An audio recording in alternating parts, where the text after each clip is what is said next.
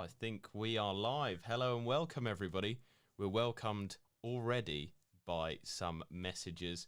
It's game week 5. I'm really excited. I've got a Maverick captain pick, but we're all here for the injury news, Ben. First and foremost, though, how are you doing today? I'm very, very good. Do you know what it is? These early deadlines are great, but sorry, I'm getting a little bit of feedback there. That just put us off a little bit. I'm going to have to mute. Technical difficulties. There we go. I think I'm back. Yeah, early deadlines, always manic, always means we're trying to condense loads of content in a very short period of time. So once that deadline kicks in at 6:30, I would gladly sit back and chill with a big cup of tea. Lovely. And, the big question there is, what type of tea bag do you go for? Is it Yorkshire tea best? No, I mean, you know what? Of all the tea bags, Yorkshire's probably down on the list. I'm normally just a hot and wet kind of guy. Give me a Tetley's, give me even a Typhoon, a Rington's, give us even anything, a black tea special blend, breakfast brew, and I'm happy. But Yorkshire, no. And especially since our lot are playing Leeds tonight, how could I be going for Yorkshire tea? It's all about knocking up a nice Geordie brew. I love it. And, people can comment below. Obviously, we're talking about FPL, but I think tea is on most people's minds and should be a question answered in terms of what is your favourite type of tea bag. Amir Mohammed has just said hi. Hi to you as well. Hope good luck for your game week. Now, we knew this was going to happen, Ben, didn't we? The rumour mills have been starting. We always say don't believe the fake news, but Geo Boys has asked, evening guys, Rafina, definitive answer. Right. It's good to address the elephant in the room at the top of the shop. Right. What I will tell you from the fact, as I know them at this point in time, Rafina, he has travelled with the group. He is on Tyneside. He is with Newcastle. So that in itself is a fairly good indication that he is fit and available for tonight. However, caveats, it could be that, and I don't know because we've had no official update, but he did train yesterday. There was talk about a suggestion of a thigh strain, quadriceps. If it was a strain, there would be no chance, first and foremost. So what we may be talking about is a little bit of discomfort, a niggle, a thigh complaint, but certainly not enough to categorically rule him out of the game. So it could be that maybe he may face a late fitness test, or Bielsa thinks that, it's worth taking that risk. But certainly with regards to a lot of these rumours that he's out and this, that and the other, he is on Tyneside. So that in itself is fairly indicative of the fact that, he has got a very good chance of being involved. Now, if he is carrying something fairly minor, there's two ways we can go with that. One, he gets thrown straight in there from the start, and Bielsa and his team will see how that goes. Secondly, and I think it's unlikely that he may put him on the bench, and then it's a case of, well, we'll see how things are going. If we need him, we can throw him on. If we don't, he just sits there and bench warms.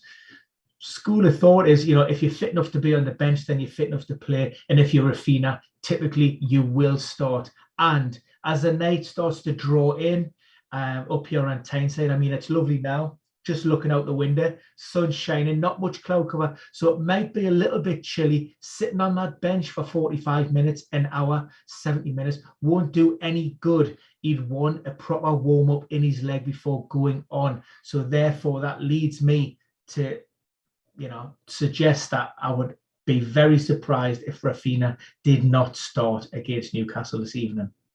So if you had him or was looking to get him into your fantasy Premier League team, you'd allay those worries and absolutely fine. I mean, I wouldn't say absolutely fine because we never can be 100% certain. But what I would say is I wouldn't be risking moving a player out and potentially taking a hit on something, on a rumor that's based on, as far as we know, pretty much nothing. He has trained, he has traveled, he is with the group. I mean, yeah, I don't really know where it's come from. There may be something that comes out a pre-match or post-match. It's not going to be much help to anybody within that fantasy community. But, we just look at the facts and, you have to draw conclusions from that. And it certainly looks more favourable that he will be involved as opposed to he's not going to be there at all. James May, not sure if it's the Top Gear presenter, they've asked to Shimkas. Oh, wait, no, we're going to go through this problem again. How did I pronounce it last week? And however you pronounced it, it was just wrong. It was wrong. It's Tsimkas. Tsimkas. Okay. Yeah, Tsimkas in the first 11, please, he's asking. Look, ahead of game week 4, I heard a lot of suggestions that Tsimikas would start ahead of Robertson because of his involvement with the Scottish national team. That didn't come to fruition. Again, his name's come up in conversation this week, and that's partly due to the fact that Liverpool have had 3 games this week, Champions League. Klopp has talked about rotation, and of course, Tsimikas done such a good job in the absence of Robinson. However, again, I go back to the facts and what we know with Andy Robertson. He's a guy that can tolerate the demands of the game. He has no qualms in playing games in quick succession. He is a player that Jurgen Klopp has called upon continuously and seasons gone by year on year. For me, it's a no. Robertson starts and he'll get rested midweek, I suspect, with some of those key first team assets in that Liverpool team. So it could be Tsimkas that starts midweek. But you can't afford any slip-ups in the Premier League at the moment. You go out with your strongest 11 that's available at the time. Yes, they have played a fairly intense, hard-fought game against AC Milan, but there is still enough recovery time in there for players to get back to maybe not optimal levels of performance, but certainly it should maybe mitigate any of that risk around fatigue. And of course, we're only 5 games in, let's not forget. So, and it's not as if Andy Robertson went deep into the Euros. Sorry, Scotland supporters. So for me, he starts, and Tsimikas has to bench warm this week, unfortunately. Now, some people said that my volume was a little low, so I hope this is a bit better. Whacking that up, pump up the volume. Was that Mars from the 80s? I can't remember, but it was. That's not a bad shout, mate. That's not a bad shout. A bit of Mars. Yeah. Pump up the volume. So the next question is from Omer Sarber. He asked, Barnes is the only man at Leicester that played 90 minutes in Europa League. Are you expecting him on the bench, Ben? It's a big call. I think what went in his favour, it was the Harvey Barnes that we expected to see at the beginning of the season, and it hasn't really come to fruition yet. Of course, it was a great assist for Perez's opener, and then that individual goal to put Leicester 2-0 up. Great strike, fantastic. We need to see that in the Premier League as fantasy managers. Is it a worry? Yes, it is a slight concern.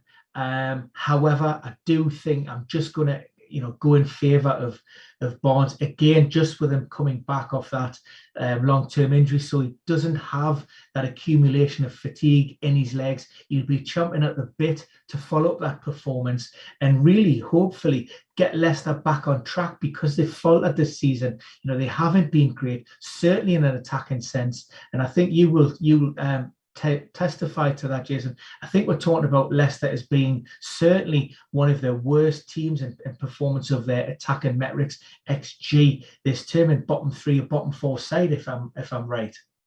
Yeah, in terms of the data then, just throwing it onto it, in terms of individual data, Barnes, Vardy, all of them, they've really been quiet this season. But in terms of team data as well, they are second from bottom for total expected goals this season, which is kind of horrific data. And in their bottom 3 for shots inside the box, in terms of chances created, they are rock bottom. I mean, this is really concerning stuff, and it's not like they haven't had fairly good fixtures in between. Obviously, the difficult one with Manchester City. They played Wolves, and a lot of people would expect them, with Wolves playing more expansive football, to have opportunities there. So for me at the moment, Barnes, Leicester, all their assets are a bit of an avoid at the moment, and I think it's a bit of a worrying situation there. And the Europa League questions also add more worries to me there. Players could be rested, players might be even more fatigued. I don't know the reasons why Leicester aren't doing well, but it's a big avoid for me at the moment. Now, Asaf Dijon has moved the question on to the other elephant in the room. It's Harrison. There's discussions that there's been a leak that he's got COVID or something like that. Again, Ben, can you put any kind of, worries aside here? I mean, this information does look a little bit more solid in terms of a potential COVID-related absence, whether that's a positive test or whether he's been flagged as a close contact. We haven't actually seen Harrison on Tyneside. So again, we have to be very careful here. We never know 100%, and just because a player hasn't been pictured with the group doesn't mean, but this one seems to have a little bit more legs, certainly when we're, in comparison to what the potential of Rafinha missing out with a thigh injury. So Harrison is a big question mark, and that would be one that I would be very wary of at this point in time.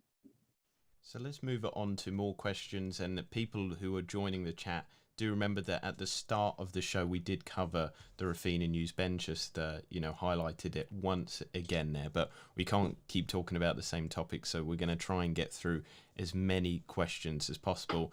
Again, just some people highlighted that my volume wasn't very high, so let me know if that is any better now.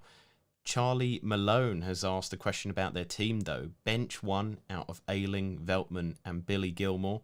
I think for me it's a pretty easy one, that one. Bench Gilmore. The other two, I fancy Veltman against Leicester. Like we said, they haven't played very well this season, and Ayling could get a clean sheet against Newcastle. But what are your thoughts and feelings on that one? Do you think Gilmore should be in with a shout? Well, I mean, first off, Ayling won't get a clean sheet tonight. I'm just putting that right out there. I'm expecting a big performance from Newcastle, and I think we'll score. Leeds done the double over us last season, so we owe them one, and we need a performance. And this could be this could kickstart our campaign. Fingers crossed. But without Callum Wilson, you do question where those goals are coming from. But I'm with you with Billy Gilmore. Norwich obviously lost game week 4. Arsenal 1-0, but put in a decent performance. Billy Gilmore was a surprise admission from that matchday squad. We don't know exactly the rationale behind Daniel Farke changing things up, whether it was because players were involved in international duty and wanted to be careful and manage those players because he returned late, or did he just want to freshen his side? I guess this weekend we'll have a better understanding, and it'll serve as a better barometer of to where maybe he sees the Canaries in their lineup going forward.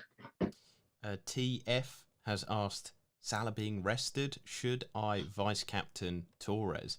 Just a disclaimer for me, I have got Torres as my captain this game week, and this goes almost a little bit against some of my kind of database logic. Salah is the best captain in terms of predicted points for this game week. But I've looked at the data in terms of Southampton, Man City. Man City have above 50%. I think it's near 60% for plus 2.5 goals scored in this fixture. Whereas I'm not sure if Liverpool will go to town on Crystal Palace. I don't think that's like 100% clear. But Ben, what is the situation with Salah then? There has been rumours or discussion points because of what Klopp said after the Liverpool game. But do you think that he's kind of fixture-proof and he'll be absolutely fine?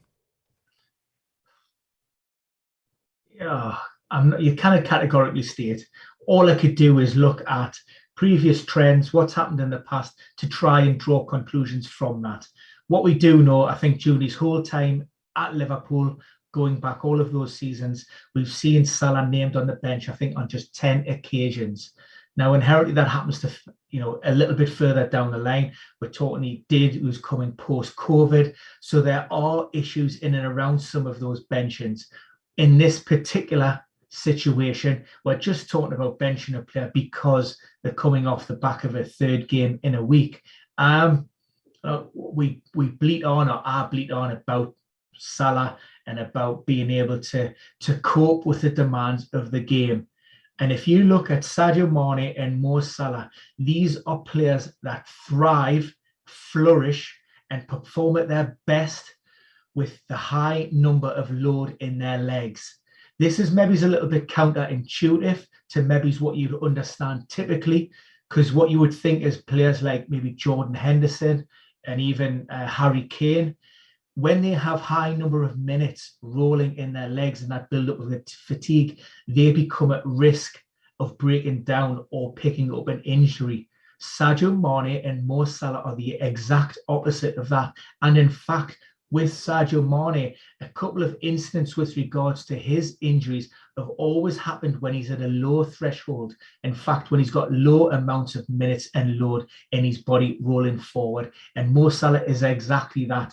So keeping them high, keeping his load, keeping him on, that edge is what Mo Salah really likes. So although we can never be 100% certain, what we do know is that, Mo Salah loves playing. He'll want to be out there, and there certainly aren't any kind of contraindications to suggest that he should be rested.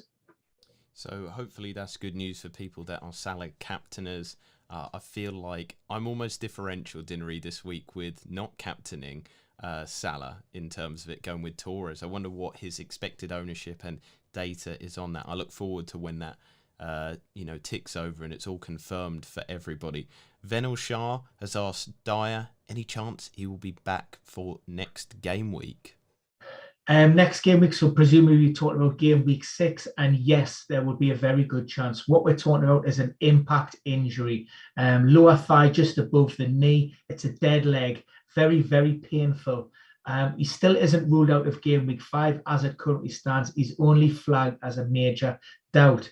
And of course, the difficulty for fantasy managers is Tottenham don't play until Sunday, which means they have another session scheduled for Saturday. Now, that will work in favour of the likes of Davinson Sanchez and Christian Romero, who could potentially come in to that side, having been away in a greenlist country, Croatia, training. They have been with the sports science department, who've been relaying information back and forth with regards to updates, and they are ready as far as I'm aware, but they will be given late tests just to make sure that they tick all the boxes and no is happy. So yeah, look, I'd be very surprised if Eric Dyer was out longer than just game week 5. He should be back in game week 6. Neil Shah has continued some of the discussions on Salah. He's asked Salah, Trent or Jota for captain. Differential Dinnery would probably say Trent, wouldn't you? But in terms of projected points, in terms of actual opportunities, it's probably more sensible for Salah. But a cheeky Trent captaincy, that's right up your street, isn't it, Ben? Yeah, and if I do recall correctly, is he the third highest projected point scorer of this game week? Yeah. The only concern that I do have is I actually think Palace could and probably will score, which means that any attacking, any points from Trent would come from an attacking sense. And yes, he's more than capable of doing that. We've seen with these big chances and chances created, and also his XA, which is great. But Salah just offers that little bit more, especially when you can consider spot kick duties in and around that as well. So I do like the Trent pick. It is a bit maverick. It isn't definitely in my ballpark, but the sensible fantasy community head screwed on nice and tight would say Salah. Yeah, in terms of it just makes so much more sense. Obviously, Trent has done fantastic this season. Most big chances created, highest expected assist. He's playing really well. So you might expect him to get something, but I just think Salah has that higher ceiling. If you think that, Liverpool are going to demolish or really go to town on Crystal Palace, it's probably Salah who's the one who's going to be the main benefactor there. Gia Boys has said, that will do for me in terms of tea and coffee. Coffee is the only kind of tea for him, so at least we know there. Just for people to know, at the start of the show we're discussing tea and hot drinks, so you can chip in if you want anything. In terms of next question, AJ has asked, Torres starting tomorrow? This is something that I will want to know. I'm sure he will. He probably starts. The problem for me is obviously I think he'll come off around 60, 70 minutes because Pep is protecting him. But do you think he's a sure starter then? As sure as he can be with Pep. Now, unfortunately, we've seen City unchanged for 3 Premier League games in a row. That's the first time in Pep's career that he's ever done that. But we do know that he will be forced into at least one change this weekend with Aymeric Laporte failing to recover from a niggling groin problem that he picked up from Spain. So we know he is out of the game. It'll just be a case of how many other players Pep will want to change. We know we've seen the return of Kevin De Bruyne midweek, so he's knocking on the door for a starting berth. I just err on the side of caution, given the fact that De Bruyne's had a little bit of a setback and he started midweek. He may just be held back, but in terms of guaranteed starts, I think Ferran Torres' days are numbered. It wouldn't surprise me if, somewhere along the line that Pep does throw a curveball in there and he maybe drops in Raheem Sterling as a false nine. I can say that, or even decides to move in maybe Gabriel Jesus centrally and sticks Riyad Mahrez out there on the right-hand side. So that's always going to be the difficulty with so much strength and depth in that City squad. I think, would you agree with me, Ben, that maybe if you're looking at a Man City asset, it's Grealish is probably the most settled option.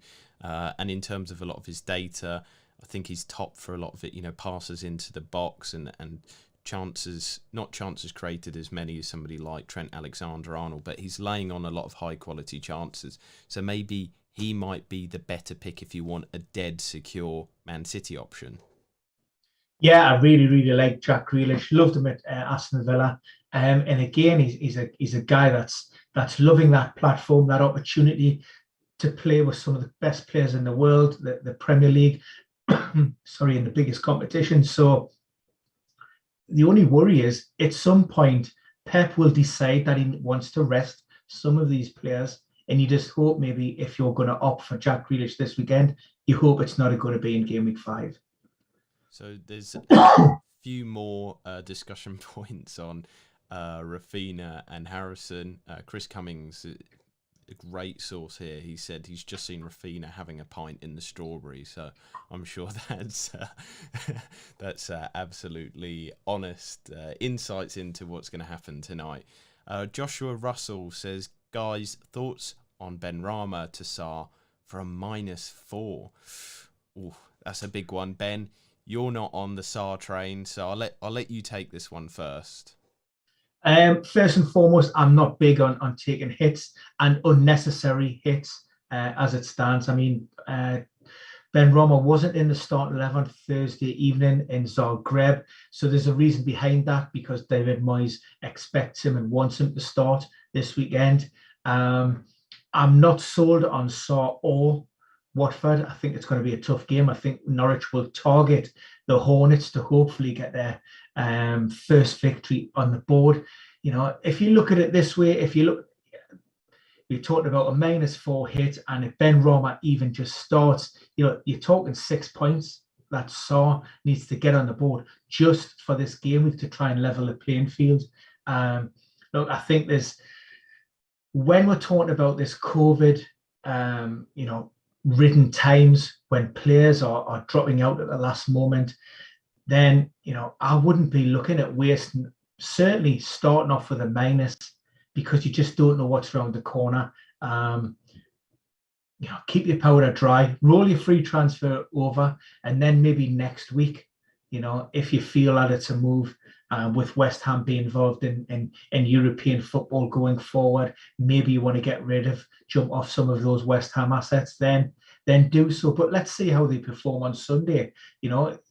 Everybody's talking about this concern with regards to fatigue and the travel, but they won 2-0. That might, again, you're having a team that's just riding across the wave. They're performing well in the league. They've just had a great result in Europe. Declan Rice on the score sheet. So they're coming into this match with a lot of confidence. And it may be, that West Ham really kick on and use that European success, to back up what they're performing in the Premier League. Yeah, this is the thing. It's Um, I'm a little bit more warmer on Saar, but for a -4, I think it's a bit too far because, the reality is it's very hard to get those 4 points back. Whereas you've got somebody there who will probably start or plays something. He'll get you a point or two, and like you said, you'd have to get 6 points or more. I don't expect it to be a massively high-scoring game. I do back Watford in it, and Saar's not going to be a relatively long-term pick for you. So I think if you had him on a free transfer for 3-4 game weeks, which is probably the longest that you'd want him in for, then that's fair enough. But for a -4, I think it's a little bit too far. Tiago Fernandez has asked, though, what do you think of Jesus as captain versus Southampton? I mean, this is another very maverick pick. I like it a lot because I just back Man City in this game to do bits. Jesus has been on fantastic form. He looks really good. It'd be interesting to see if he continues out on the wing there, like you said, Ben, and Pep kind of continues this meritocracy. But yeah, I like it. What do you think, though? Yeah, look, I'm all for Gabriel Jesus as well. In fact, he's a player that I have flagged as a captaincy option in fan team because I do rate him. His form has been fantastic. Look, he must be in good form if he's keeping Riyad Mahrez out of that starting 11, and he's the belief shown by Pep has given him the confidence to go out and perform. And with regards to this ushering out to the right hand side, whether he's just playing to the cameras and the media, but Jesus basically said, look, that's where I prefer to play. I don't like going centrally. I play out wide for Brazil. That's where, I get those little pockets of space. That's where I can attack the line or I can cut inside. And he's loving that role within City. So, when you're looking at a player who is brimming with confidence, who has the belief of the manager, and he's getting a run of games against a Southampton side who will do very well to limit City when they're striking opportunities, then I think, when we're talking at Pep's, Gabriel Jesus is probably one of those players that we could quite confidently see he's going to start. So, why not? Otto Harafen, hope I've not butchered that name. Do you think Romero will start for Tottenham? This is a big call because we don't know 100% what's going on. And of course, what we've had players training away from the main group. And yes, they're getting, they're loading their legs, they're ticking boxes, but they're still away from that highly charged, competitive environment. If my understanding is they will return and land in the country tomorrow. So that doesn't give Nuno, very long to work with those players coming back in. What does work in his favour, we know that Tanganga is suspended. Eric Dyer is likely to miss out. Davinson Sanchez, he's in the same boat as Romero, but Romero has been plagued by that ongoing knee issue, which hampered him in throughout the summer and also in and around those Europa League games. The only other option that I see in that backline is possibly with Nuno going with Joe Rondon. So that it's two from those three. I would like to see Romero start because obviously he's the big money buy. He is seen as the future and he will be first choice. It's just those question marks with regards to his fitness and his knee, which at this point we're not, we couldn't categorically state that he is 100%. The thing with Tottenham as well, you and I have talked on the podcast, with Lynn and with Raj a little bit as well. And just for people, remember, do subscribe to the channel because we've got so much good content on here. But Tottenham have been very negative, and I think that they're going to get, well beat by Chelsea this weekend. But if Romero does start or he does play, it'll be interesting to see tactically if the team do change a bit because they've kind of been almost the classic Nuno Espirito Santo where they sit deep and then counter.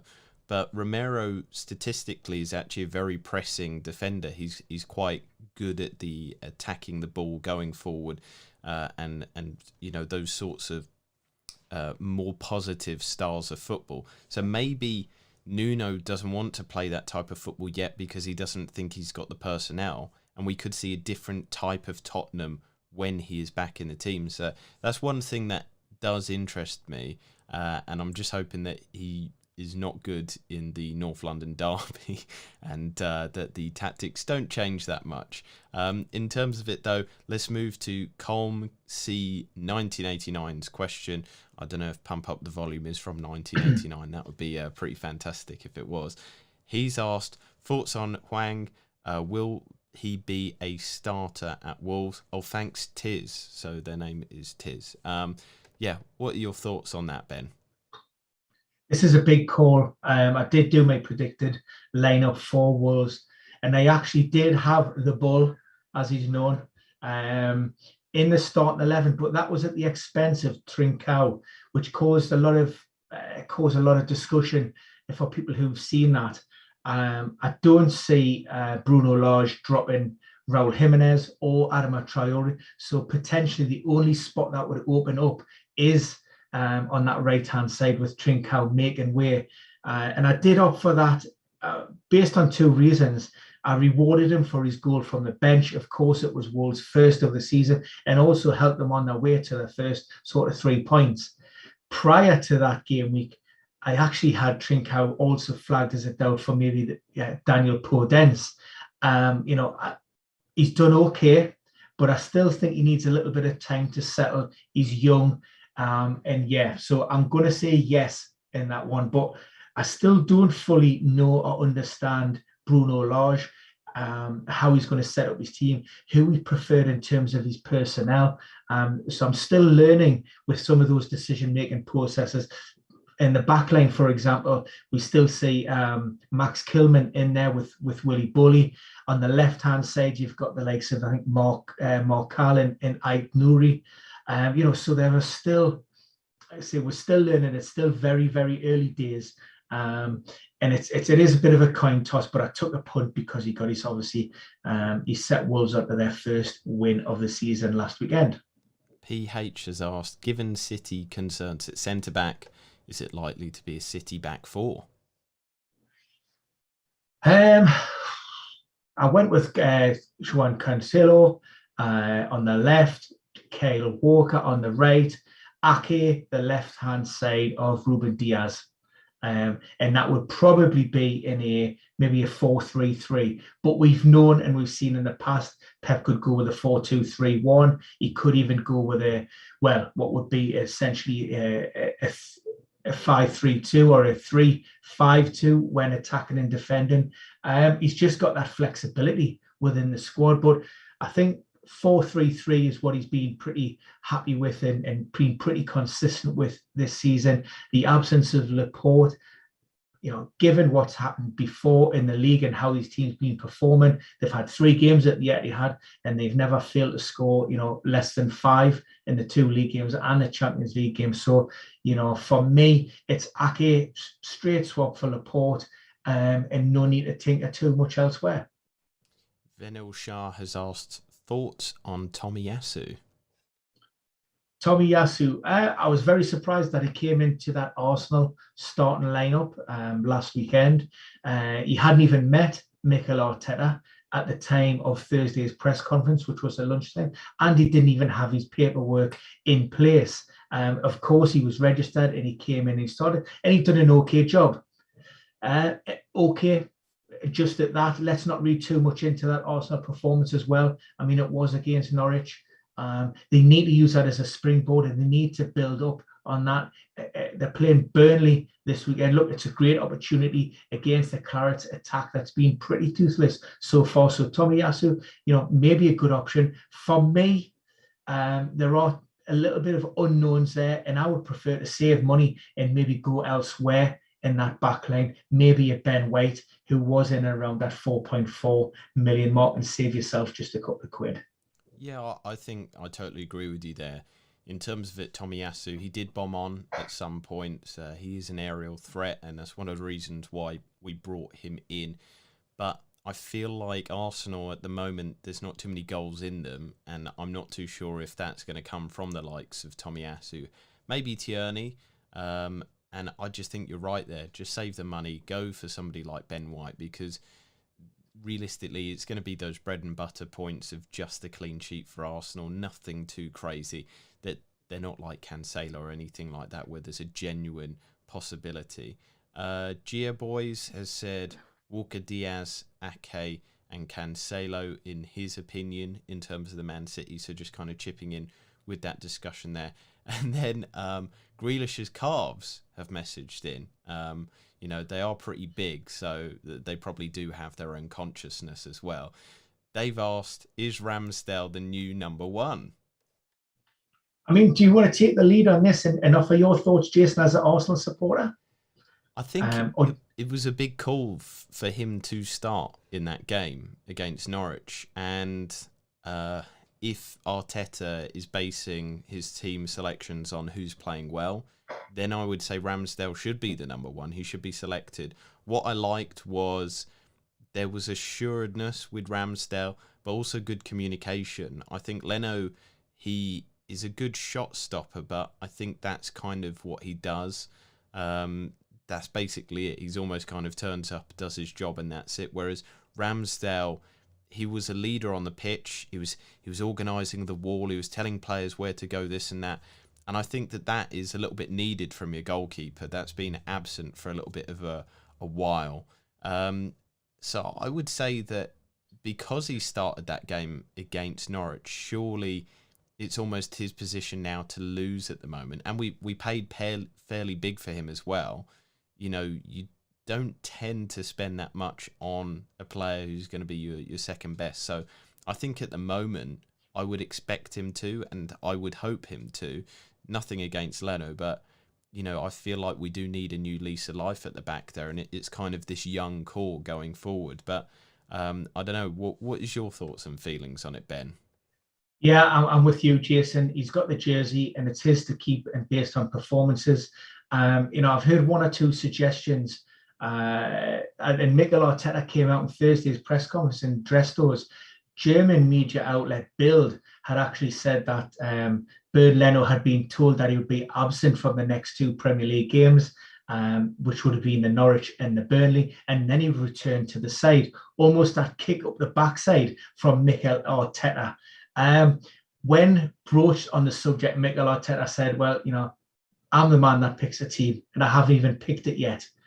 So what would they know? So he poured cold water on that almost immediately. But of course, you wouldn't really expect anything else. What we don't want a situation that we have down at Southampton, or certainly did have towards the back end of last season, where you have a manager who isn't 100% certain who will start in goal. And we've seen for fantasy manager, it was a nightmare. And also that backline, you had Alex McCarthy coming in for a game or two, and then Fraser Forster. We don't want Mikel Arteta to be doing the same. You need that solid foundation at the back. And the fact that Arsenal, kept a clean sheet and beat Norwich, I think that stands Ramsdale in good stead going forward.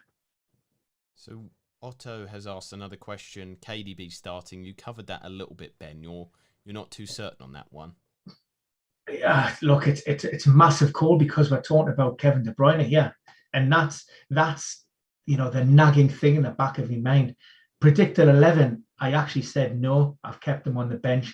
The reason being, he's obviously coming back off that medium to long-term ankle problem that he picked up in the Euros. We've already had one setback after we came back a little bit too early.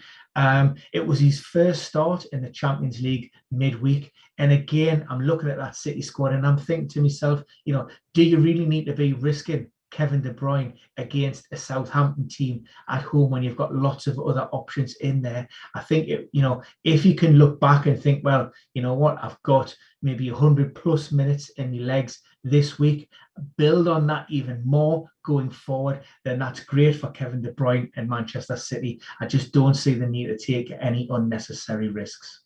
Winston Eric Karama has asked about Tottenham's situation. He's explained it very well, and this is why I don't think they'll do very well against Chelsea. He said Bergwijn and Mora are injured. Tanganga and Dyer also won't play. Latin boys just come back from training.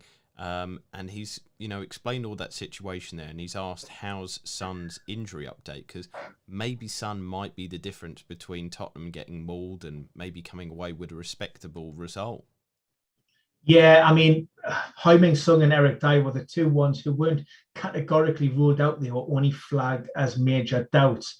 And if I was to be pushed and you wanted a definitive answer, I would have to say at this point that Son would miss out.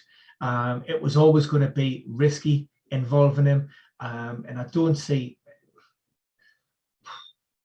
given the gravity of the situation and potentially, does Nuno take any risks with calf problems? Last thing you want to do is exacerbate that issue and potentially have Heung-min Sung back in game week 6 and rested this week, or putting him out there against rivals Chelsea in a highly charged derby atmosphere, suffering a big setback, and then maybe ruling him out, for potentially 4 or 6 weeks going forward. So if I was pushed, I would say no, he misses out as well this weekend.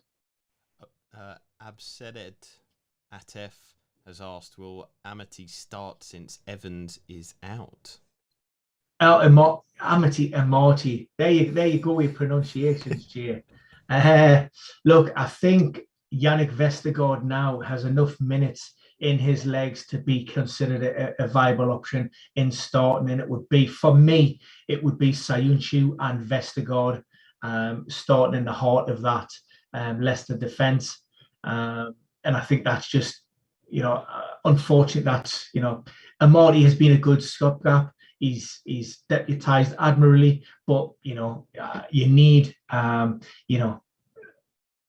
conventional centre back, sitting in alongside there. And I think as long as Vestergaard came through Thursday night's game against Napoli unscathed, which we think he did, then I fully expect him to start alongside Sayuncu. So that's the news on Armititi. Let's move on to Armititi. Yeah. Just whatever my pronunciation is, it's always going to be wrong, isn't it? Milo Cronin has asked, Marcal or Semedo. Did I pronounce those ones right, Ben? Yeah, well, I understood what you're saying. This could be just a north-south divide, maybe I'm speaking London English and you're speaking Geordie English. I'm speaking the proper Queens. Don't worry about that, son. It's a bit of a coin toss. Semedo's, for me, has been a little bit disappointing since his arrival at Wolves. I was expecting big things. I've seen him a couple of times. I think he's okay. Marcal, probably of the two, just looks a little bit more of a threat for me. He looks, he would be the player that I would go for, but the jury's still out with Wolves. We're not 100% sure how things are going to be going forward. Nuno burnt me big time last year with Wolves because they were a team that I really enjoyed. They finished back-to-back 7th. They were attacking, they were pleasing on the eye. And then Nuno sucked everything, all bit of life out of that team. And I think Bruno Lage is slowly getting them playing again. But you know what? I still want to see more from them. And do either of those picks fill me with any excitement? Do I? Not really. Maybe watchers for me, but if you insist, I would say Marcal. Yeah, in terms of it, I'm still not very warm on Wolves at the moment. They had one good result against Watford, who are a newly promoted side. The other results don't speak very positively for me, so I'm leaving them at the moment, and a lot of people are kind of moving towards them. I just don't think there's a lot of good data behind them, and they've not been very good for a while. I think we got time for one last question. Slay Zed has asked, worth doing Greenwood and Scarlett to Bamford and a 4.5 for a -4 hit. For reasons I've outlined previously, I'm not up for the hit. I think Greenwood's a good hold for this week. But going forward, the worry would be Edison Cavani is due back with the group from Monday. We've also seen Marcus Rashford, stepping up his fitness. So minutes, rotation are a concern. I'm also not sold on Patrick Bamford. One, I'm not a big fan of his per se, and I'm just not a big fan of how Leeds have been playing this season. They talk about fixture swings, and yes, it's a bit of a gamble, but with the personnel that they're currently missing, potentially, and plus the ones that we do know are out, then yeah, look, it's not a move that I would be going for. So that is the final question. And in terms of it, we hope that you've enjoyed the broadcast. Just to remind everybody, please do hit that subscribe button. We'll be going live every week to answer your questions, but we've got so much good content as well. We've got our shows with Dr. Raj, where we talk through all the essential injury information. We've got Lynn on the show as well, but we've got some other great guests booked in as well. So it's all happening here on the Premier Injuries FPL channel. It's really easy to do. Just click that subscribe button, hit the bell, and you'll be notified when we go live or when new videos come up. But for now, I'm going to say goodbye from the both of us. Cheerio,